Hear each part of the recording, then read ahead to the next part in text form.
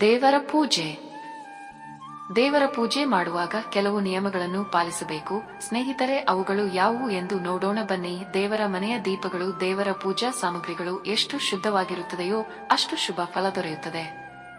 ದೇವರ ಮನೆಯಲ್ಲಿ ಭಿನ್ನವಾಗಿರುವ ವಿಗ್ರಹಗಳನ್ನು ಖಂಡಿತವಾಗಿ ಇಡುವುದು ಬೇಡ. ದೇವರ ಮನೆಯನ್ನು ಅರಿಶಿನ ಹಾಕಿ ನೀರಿನಿಂದ ಸ್ವಚ್ಛ ಮಾಡಿ.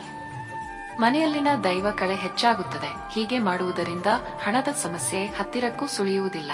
ದೇವರು ಮನೆಯಲ್ಲಿ ತುಂಬಾ ವಿಗ್ರಹಗಳು ಬೇಡ. ದೇವರ ವಿಗ್ರಹವನ್ನು ಮಂಗಳವಾರ, ಶನಿವಾರ, ಶುಕ್ರವಾರ ಶುದ್ಧ ಮಾಡುವುದು ಬೇಡ.